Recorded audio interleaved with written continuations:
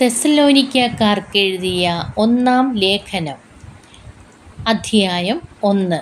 അഭിവാദനം.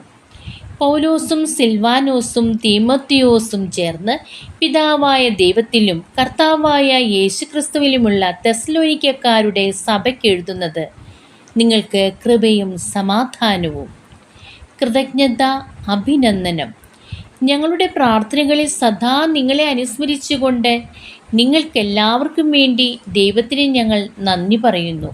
നമ്മുടെ പിതാവായ ദൈവത്തിൻ്റെ മുമ്പാകെ നിങ്ങളുടെ വിശ്വാസത്തിൻ്റെ പ്രവൃത്തിയും സ്നേഹത്തിൻ്റെ പ്രയത്നവും നമ്മുടെ കർത്താവായ യേശുക്രിസ്തുവിലുള്ള നിങ്ങളുടെ ദൃഢമായ പ്രത്യാശയും ഞങ്ങൾ അനുസ്മരിക്കുന്നു. ദൈവത്തിൻ്റെ വാത്സല്യഭാജനങ്ങളായ സഹോദരരെ, നിങ്ങളെ അവിടുന്ന് തിരഞ്ഞെടുത്തിരിക്കുന്നുവെന്ന് ഞങ്ങൾ അറിയുന്നു. എന്തെന്നാൽ ഞങ്ങൾ നിങ്ങളെ സുവിശേഷം അറിയിച്ചത് വചനത്തിൽ മാത്രമല്ല, ശക്തിയിലും പരിശുദ്ധാത്മാവിലും ഉത്തമമായ ബോധ്യത്തോടെയും അത്രേ. നിങ്ങളുടെ ഇടയിൽ നിങ്ങൾക്ക് വേണ്ടി എങ്ങനെയാണ് ഞങ്ങൾ വർത്തിച്ചിരുന്നതെന്ന് നിങ്ങൾക്കറിയാമല്ലോ.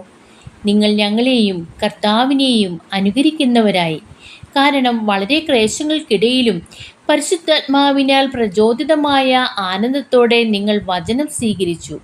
അങ്ങനെ നിങ്ങൾ മക്കദോനിയയിലും അക്കായിയായിലും ഉള്ള വിശ്വാസികൾക്കെല്ലാം മാതൃകയായിരിക്കുന്നു.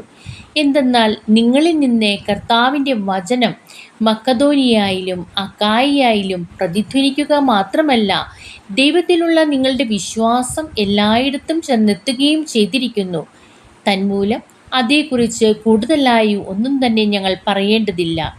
ഞങ്ങൾക്ക് ഏതു വിധത്തിലുള്ള സ്വാഗതമാണ് നിങ്ങളിൽ നിന്ന് ലഭിച്ചതെന്നും ജീവിക്കുന്ന സത്യദൈവത്തെ സേവിക്കുന്നതിനും അവിടുന്ന് മരിച്ചവരിൽ നിന്ന് ഉയർപ്പിച്ചവനും വരാനിരിക്കുന്ന ക്രോധത്തിൽ നിന്ന് നമ്മെ മോചിപ്പിക്കുന്നവനുമായ യേശുവെന്ന അവിടുത്തെ പുത്രനെ സ്വർഗത്തിൽ നിന്ന് പ്രതീക്ഷിക്കുന്നതിനു വേണ്ടി വിഗ്രഹങ്ങളിൽ നിന്ന് നിങ്ങൾ എപ്രകാരം പിന്തിരിഞ്ഞുവെന്നും അവർ ഞങ്ങളോട് വിവരിച്ചു. ദൈവമേ, സ്തുതി അങ്ങേക്ക് യോഗ്യമാകുന്നു.